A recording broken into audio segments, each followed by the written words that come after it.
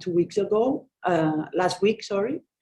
And the second talk is on feedback control with fractional operators, classical and modern control approaches. So thank you very much. Good morning. Can you hear me clearly? Yes. All of you? Okay. First of all, I would like to acknowledge thanks to the institute, to the Isaac Newton Institute, to invite me, and to the organizers of this course, FDE, and also apologize because some problems, family problems, had made not possible to be there with you.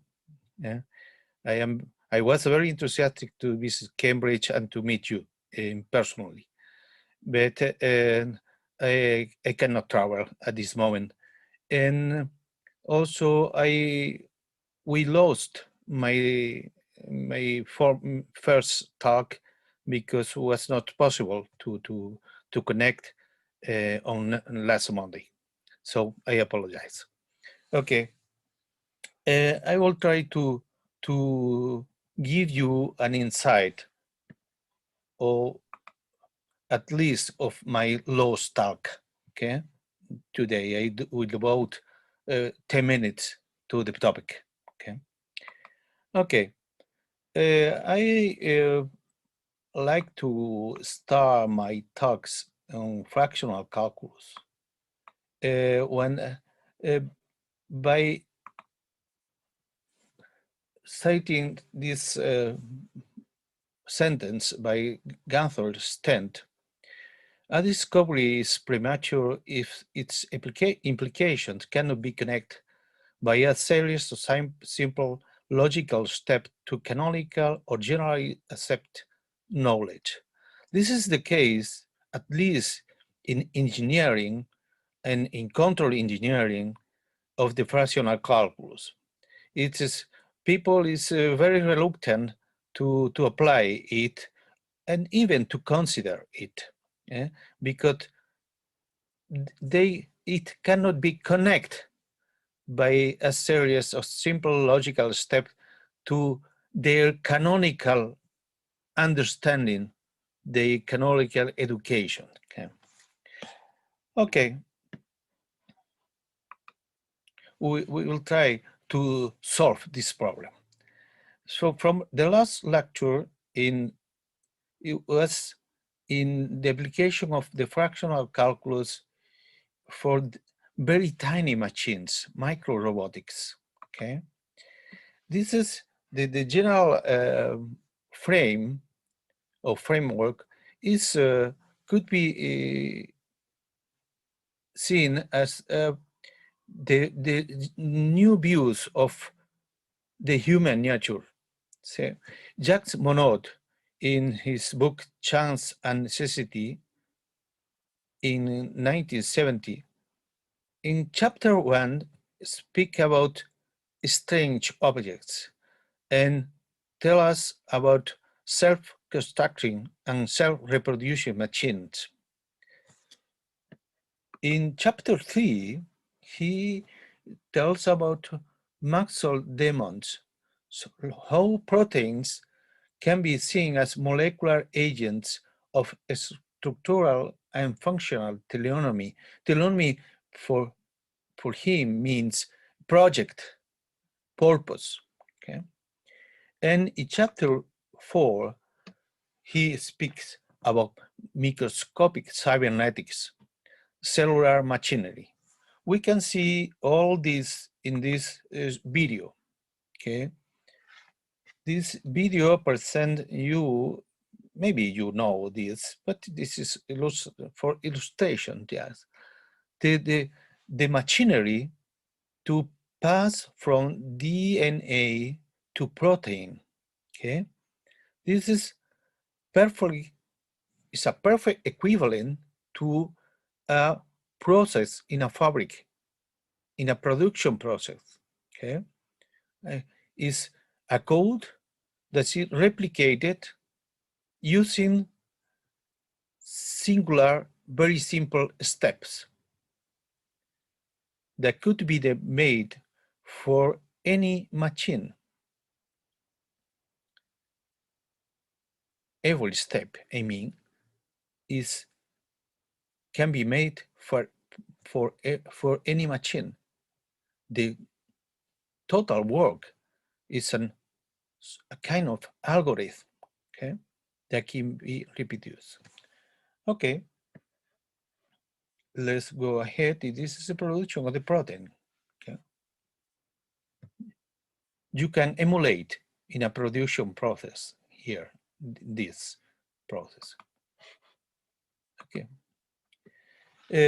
Some years later, Daniel Dennett, in his book, The Dangerous Idea, or Darwin's Dangerous Idea, speaks as natural selection as an algorithmic process. So because the algorithmic processes are characterized by three main issues. One, in substrate neutrality. It works in any technology, hydraulic, pneumatic, electronic, software, okay. The underlying mindlessness, maybe the process, the complete process is very complex, but each step is very, very simple. And they have guaranteed results, okay? So they can write in his book, in the chapter 8, that Darwin's great insight was that all the designs in the biosphere could be the products of a process that was as patient as it was mindless, an automatic and gradual lifter in design space. Okay, so the entire evolution is an algorithmic process. So from the cell to the man, we can see the evolution of life of like a kind of algorithm. Okay, these ideas made the man very close to machine, okay? And for us, engineers in robotics and control, open our minds to do machines that operate with humans and in the human body. This also was a content suggested by Richard Feynman in his speech in Pasadena in 1959. He says in this speech, the title is Plenty of Room at the Bottom. So bottom is for the very tiny things, the up was the universe, okay? Very big things. And he writes there, then, a friend of mine suggests a very interesting possibility for relatively small machines. He says that, although it is a very wild idea, it would be interesting in surgery if you could solve the surgeon. You put the mechanical surgeon inside the blood vessel and it goes into the heart and looks around.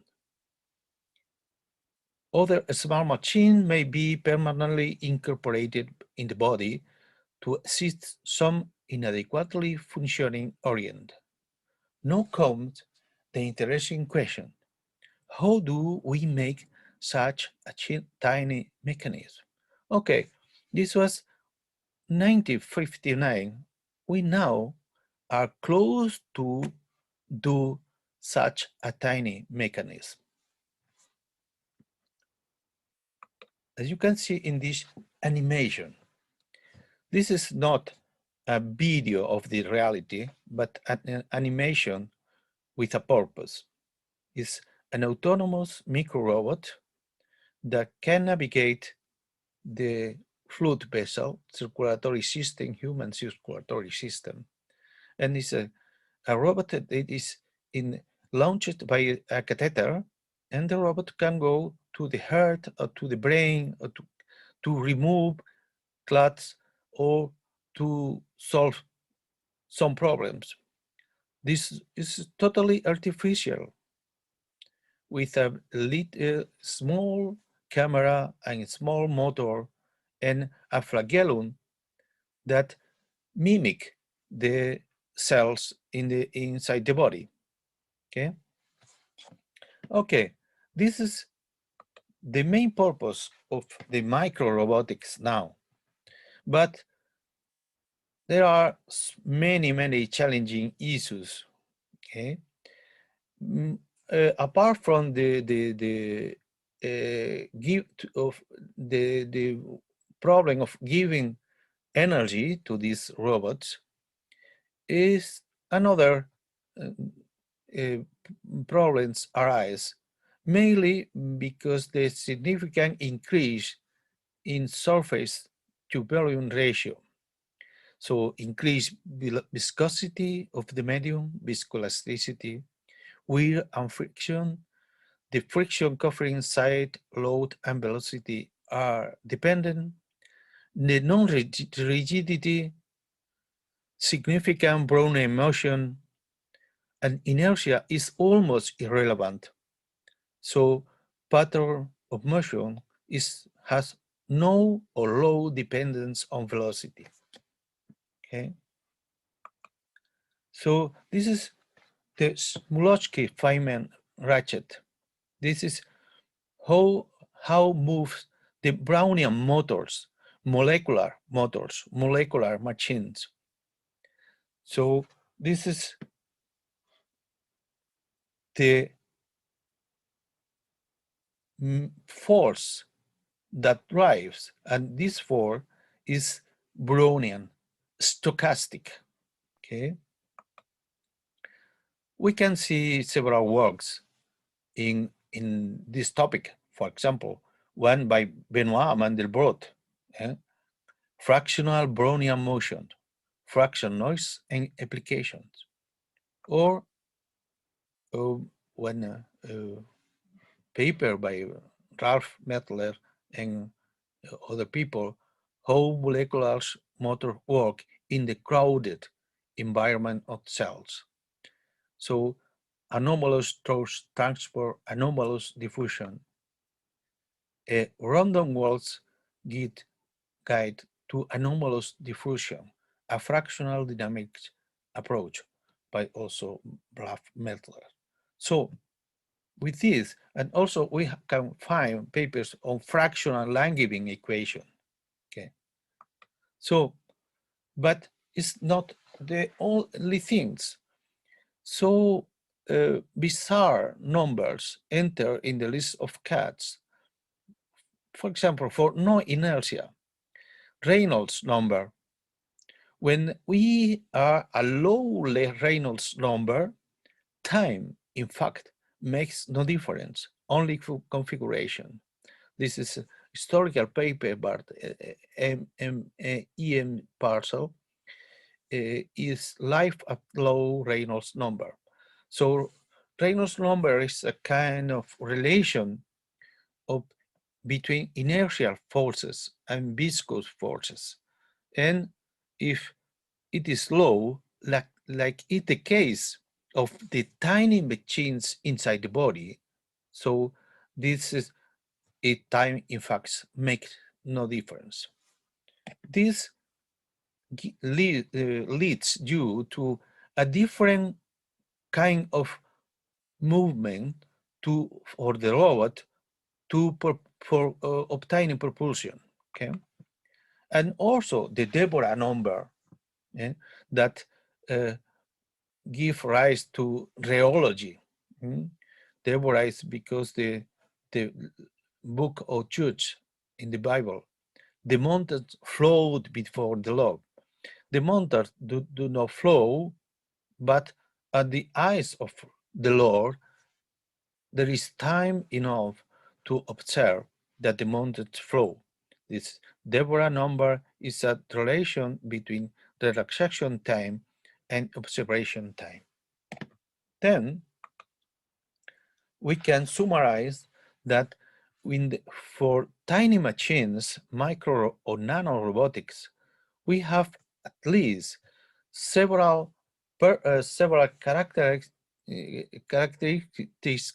that have in common with fractional calculus. You have in Cambridge during this month, several talks spoke about fractional calculus and stochastic processes, viscoelasticity, diffusion. So this is the case for fractional, for micro robotics and nano robotics. We are in an environment with anomalous diffusion, viscoelasticity, non-rigidity, which leads us to soft and flexible robotics. And even in the case of linear, we need a different pattern of motion. Okay, this is from the last lecture. We concentrate now in today's lecture. Okay. Today's lecture is an overview of how fractional operators can be used in feedback control or control theory. Okay.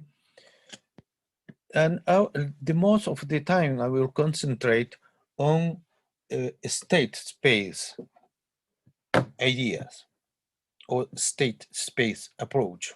Okay. But we'll see also classical approach. So we will speak about, or I will speak about mainly for linear system, but it is the same for my purpose, is the same. We can speak on linear, non-linear, stochastic, hybrid, okay? The consideration made here are general, okay? So in a linear system, we can have this fractional differential equation, and if all the orders are a multiplier of an order alpha, we can have another one, and this another representation. Okay, in fact, we can subdivide the linear time invariant system in integer and non-integer, the non-integer in non-commensurate and commensurate, and commensurate can be divided in non-rational and rational. And this is the case for non-commensurate now in the Laplace domain, transfer function, and this is the case for commensurate. Okay. For commensurate, this is the case of state space representation of linear time invariant system, and we can pass from one domain to another by the Laplace transformation. No problem to pass for, considering null initial condition. Okay, so this is the dynamic behavior of a linear system, depending on the situation of the poles, the root of the denominator. Okay, so if we have the poles in this sector between minus 45 and 45, we are in the case of non-stable system. Outside this sector, the system is stable. This is the first one of the first things that fractional calculus implies for modifying our traditional pre-graduate education. Okay, we speak about stability and instability if the poles are in the left-hand side of the complex plane and instability right-hand side of the complex plane. We forget to say that it is for the main Riemann surface, the main Riemann sheet of the Riemann surface. Okay, this is the difference. Okay, for the classical point of view, in the classical approach in control theory, we can reduce the control action to PID actions, so proportional, derivative, and integral. Proportional is used mainly to increase the speed of the response to decrease the steady state error, but decreasing damping, so relative stability. The derivative action is used for increase the damping, but increasing the noise sensitivity, what it is bad. Okay. An integral action, so is removing this is used for removing the steady state error, but it decreases the damping. All the methods in linear control can be reduced to PID or modification around the PID. Even nonlinear methods or methods for nonlinear system use PID in his kernel. Okay, so we can generalize this PID by using fractional non-inter orders in the derivative or the integral. So what it means? So this is PID response mainly is to tuning to tune is one PID is mainly to choose the frequency with this vertex is and the acuteness of this vertex. We cannot choose the slope of these parts, okay? And we cannot choose the angle, the initial phase and the final phase is fixed. With fractional, we can choose this vertex, but also the slope of these lines and initial and final angles. So is it important for control? Yes, it's important. If your problem needs it, go ahead. If your problem don't need, use traditional control. So this is how different orders of differentiation treat a signal and trapezoidal signal error, okay? As you can see, using Riemann reveal definition of fractional derivative, the derivative of a constant is not zero. And this is the case for integral. Okay, you can see this like PID controller is resumes is a compendium of the action that you can take when you observe an error.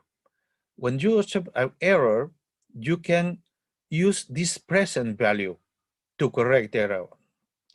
Also, you can use the past values to remove the accumulated error. This is integral.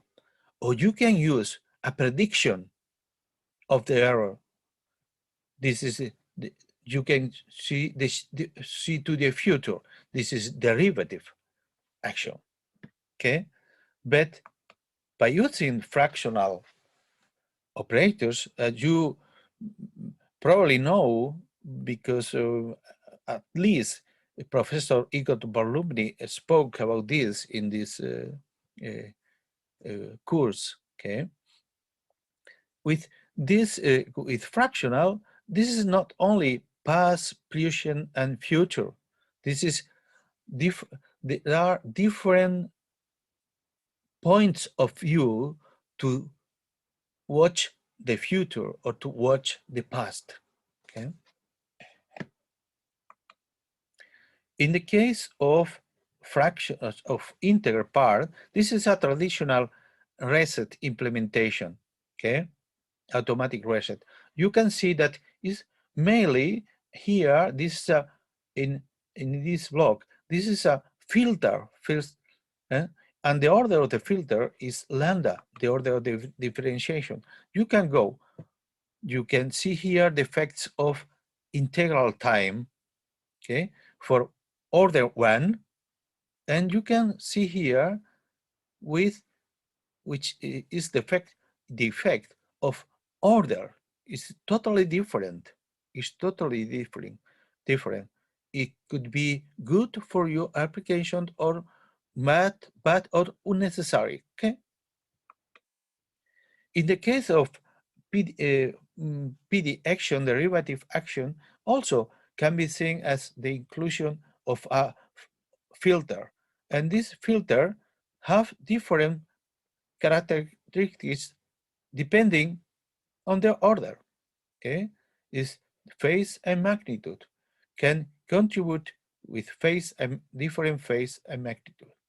Also, it can be seen as a different approach or different prediction horizons, depending on the approach of this derivative. Okay, you can see here how the slope of the prediction changes when we pass from order 0 to 1. Or even we can obtain this derivative in different approaches, and the horizon, prediction horizon, is totally different approach. Okay, so we can use the order that fits better to the natural tendency of error. Okay, this is the idea, general idea of how we can use fractional orders in the on the classical approach to feedback control. If we pass now to modern approach to feedback control, state space approach, I have to say that many people is speak about not applicable, no state space, no state variables, not physical meanings of the fractional derivatives. In my opinion, this is quite wrong approach. It's a quite wrong vision. Okay, in the control approach, we need information and useful information. Okay, so go ahead. State space was used originally to describe specific types of dynamical system, but today has become a synonymous with the idea of a large parameter set linked to the degrees of freedom of the considered system, like what's in the cradle. Okay, so we could start as far as the Greeks and his study of physics from the 6th or 5th century behind Christ, or Plato, Aristotle, Lucretius, Thomas Aquinas, or Descartes, following the trail of the causality principle, or with Newton and his mechanics.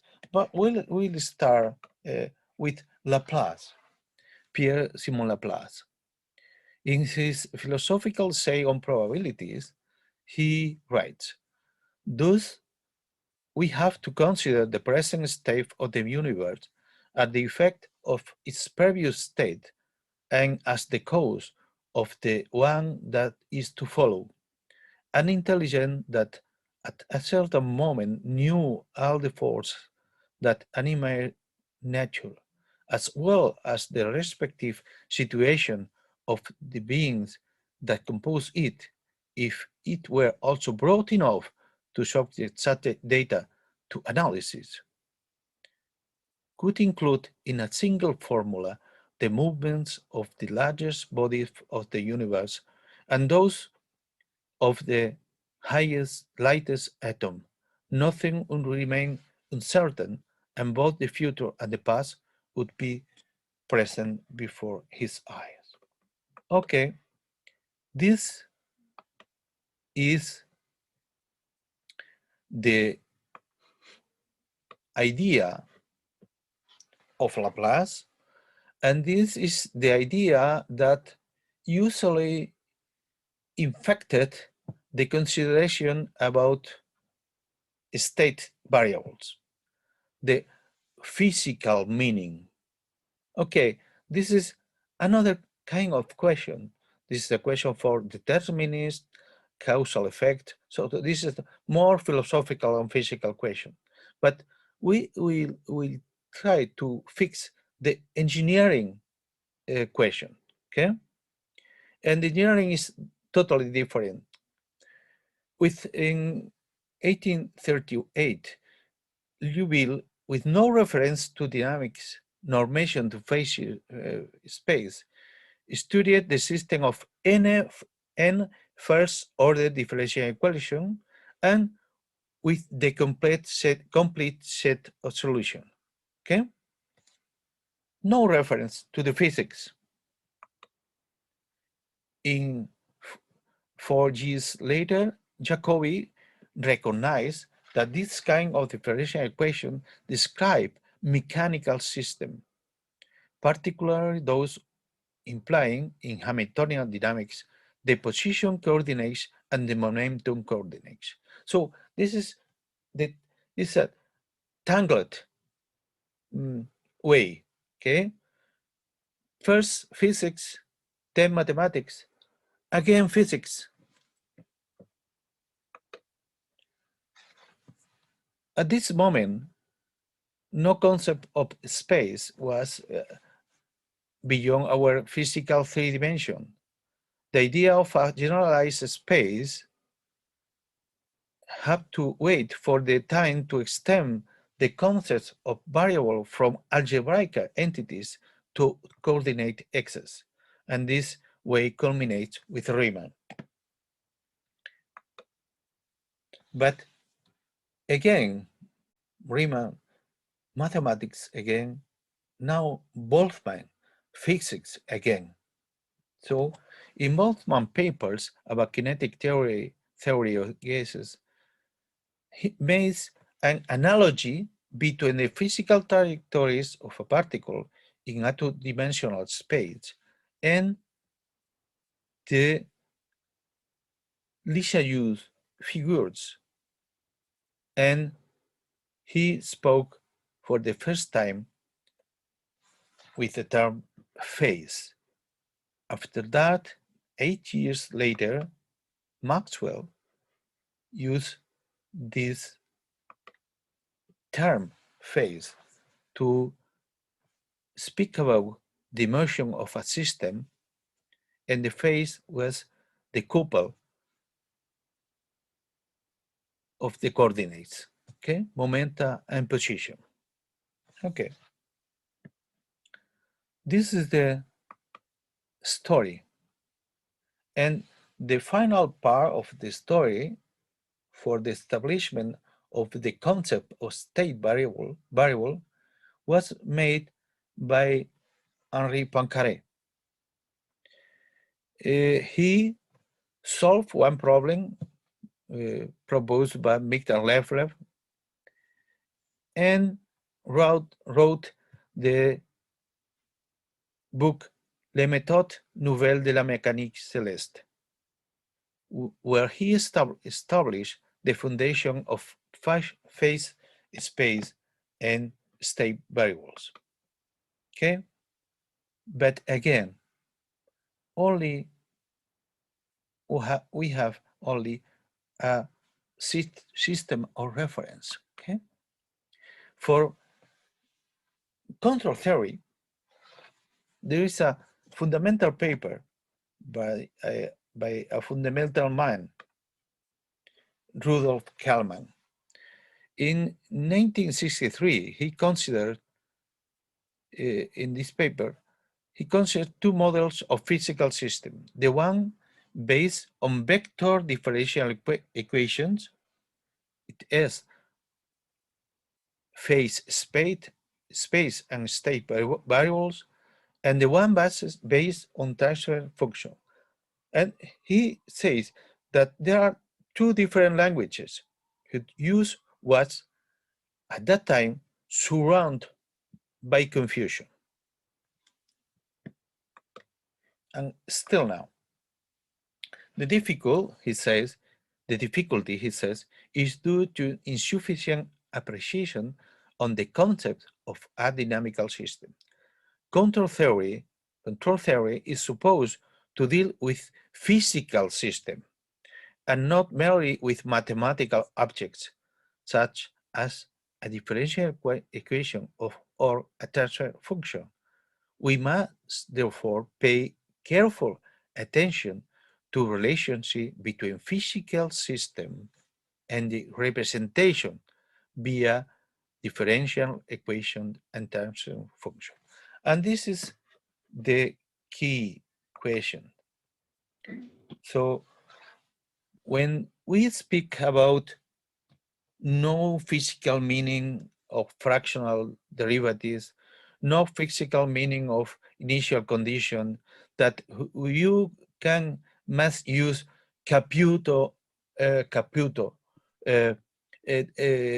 definition of fractional derivative to preserve the physical meaning. All this is surrounded by confusion, because we have to pay careful attention to the relationship between physical system and their representation via differential equation or transfer function. All the rest of the paper by Kalman is devoted to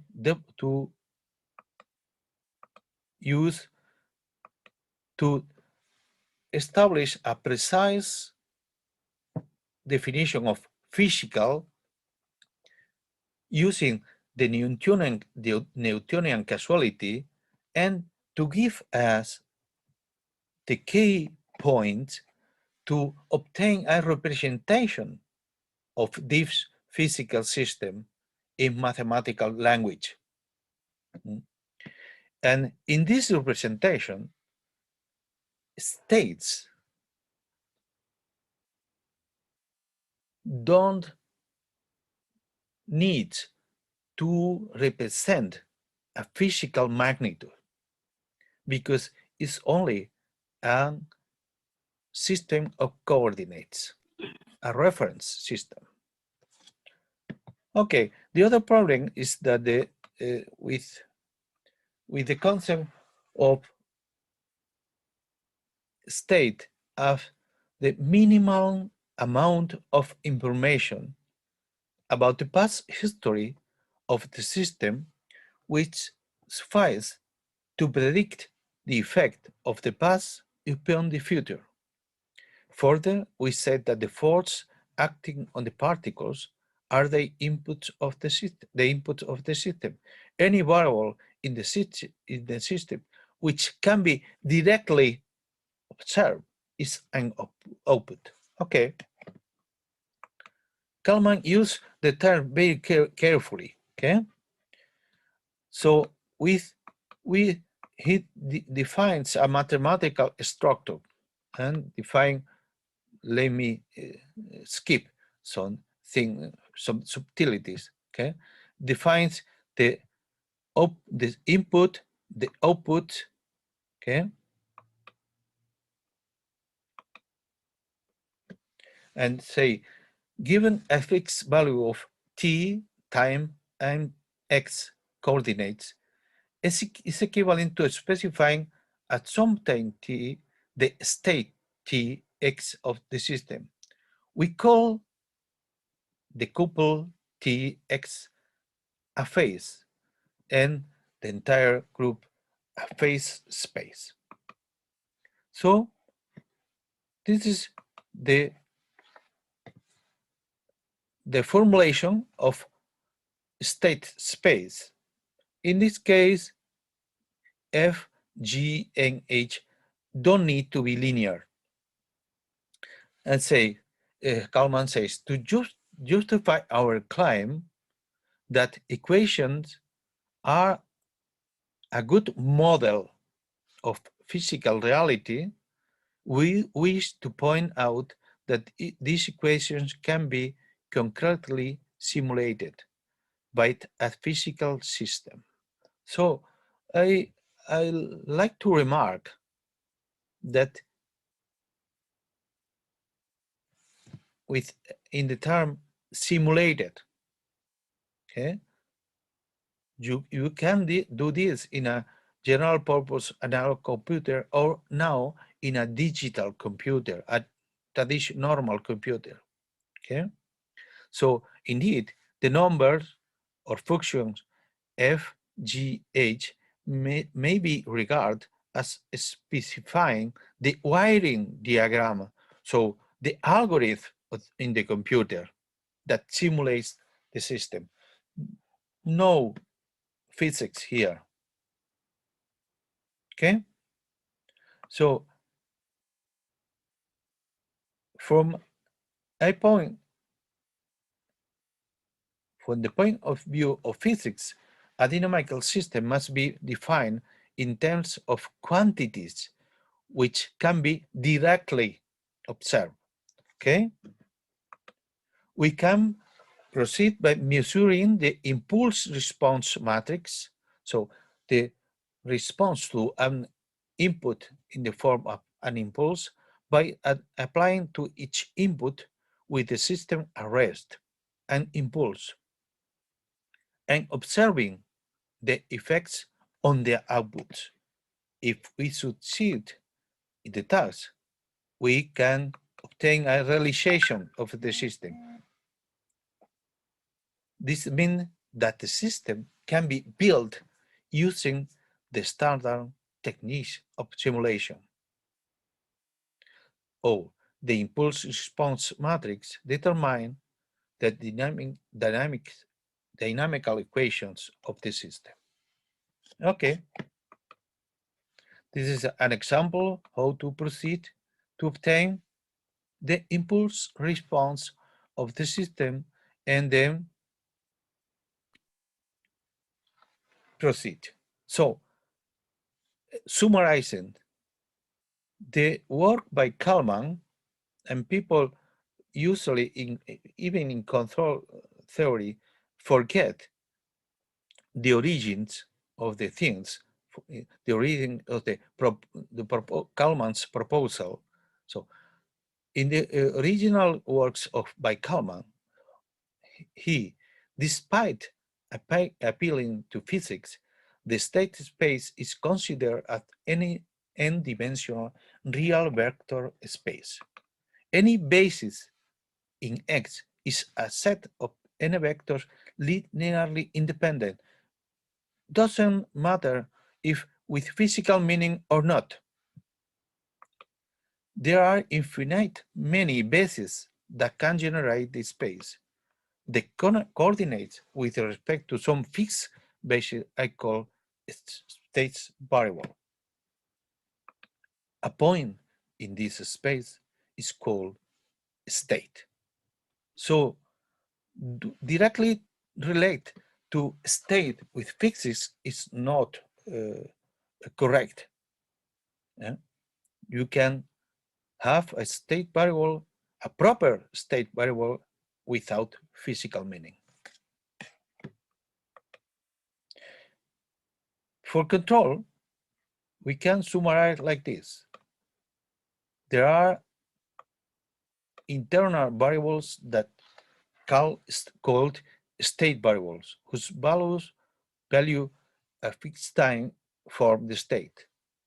There are external variables that can drive the system called inputs. There are external variables which can be directly observed, called output. The state is a small collection of number which must be known at t in order to be able to predict the output of the system. State space is an abstract structure, and given an experimentally observed impulse response matrix, we can identify a linear dynamical system which generates it. This system is called realization of the impulse responsible matrix. Rigorously speaking, a state space model is an irreducible realization of the given impulse response matrix, a realization of minimal dimension. I like to remark this minimal dimension. Okay, so we skip this part because Lochte in the same year, the father of the fuzzy logic, published a book on linear system, and is the same consideration that has Kalman. So go to the case of fractional following the trail, the way of Kalman. Suppose we consider we made an experiment and we have observed some kind of anomalous relaxation. Okay, so as heap side function as input, we obtain as output this curve, this measurement. This is a directly observed. Okay, this is the measure. Okay, if we try to use the theory of linear system, this is very frequent on control theory, because knowing that no system is linear, but using an operation point, we can linearize and use the linear theory. Okay, but doesn't matter. We will use a linear approach. We try to fit the curve in order to identify a system with this step response, step heap side function response. Okay, we can try with two exponentials, a traditional way, or we can try with this function that you know very well, Mittler-Leffler function. Okay, I would like to highlight that fitting A, the first one, the traditional one, has 1, 2, 3, 4 parameters, A, B, C, D. Fitting 2 has 2 parameters, alpha and B. Okay, not 4, 2. So if we use fitting A, we will have a transient function matrix composed by terms of first order, like this. And following the procedure developed by Kalman, we obtain the dynamical equation with 2 states. Okay. If we proceed with a metal-Leclerc function for fitting, we obtain a transfer function like this, matrix like this, and the numerical equation are like you can see in 25 and 26 using the Riemann-Liouville fractional derivative. Now we have only one state or a pseudo state. What we have?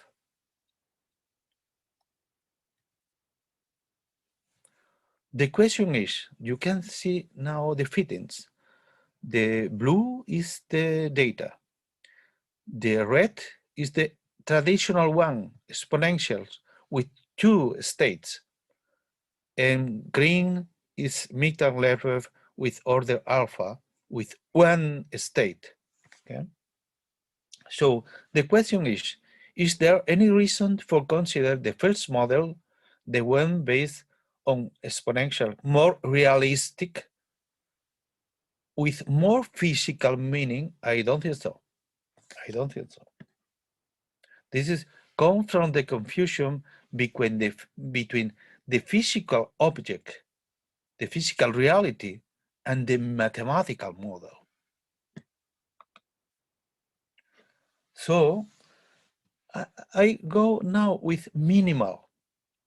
So if you use a input-output approach, so you for characterizing the system is a behavioral approach. You need to measure the output and the input. So this is a minimal amount of information that you need. If you go to a state space approach, the minimal amount is on the states. But if you use observers,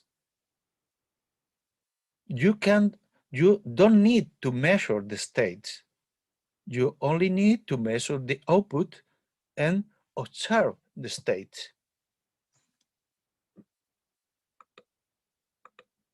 So in the preconscious process of converting the primary data of our experience step by step into structures, so into models, information is necessarily lost because the creation of structures or the recognition of patterns is nothing else than a selective destruction of information.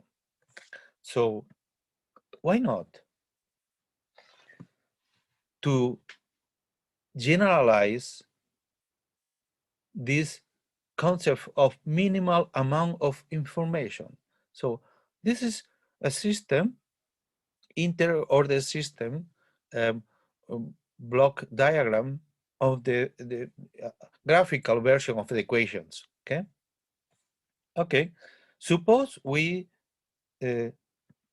decompose these integrators into a chain of a sequential of partial integrators like this, of order 1 over p. P of these integrators for this the original integrator. Okay. Okay. Then we have generalized the former diagram. So we have the input at physical measure, we have output at physical measure, and we have a state and the so-called pseudo state at observe quantities that are the result of applying a totally mathematical device called observer. So the physical system remained as it was because the augmented system procedure is an artificial mathematical object, the observer. In terms of vector spaces, we have increased the dimension of the complete system, like in the traditional control strategy using observers or integral control. We don't speak about the physical reality, but the mathematical procedure to control it and to change the dynamics of it. So this is a traditional scheme for integral, for integral control and observer. If the system is of order 2, the system now, the control system is order 2 plus 2 in the observer plus 1, so order 5. But this is not a physical system. This is the case, and I will finish here, of servo motor, okay? Is for velocity is order 1, okay? Linear time invariant, order 1. But we can do an mathematical device of with fractional half order derivatives, okay, representing the system. And using this model, mathematical model, we can construct a control signal that use this for purpose of control. Okay, these are my main references to in this talk. So thanks to a lot of people for useful discussion, to members of my team, fractional order control and robotics at the University of Extremadura in Badajoz, in Spain, to the Isaac Newton Institute and the organizers for the course for the kind invitation, and mainly to all the people who don't believe in fractional calculus, but that made me a lot of things to work and to think about. Thank you for your attention. Thank you for so interesting talk. Any questions or comments?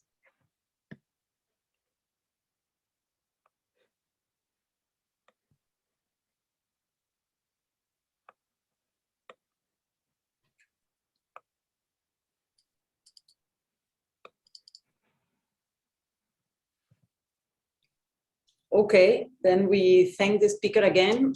And we are, the next talk is at 2 p.m.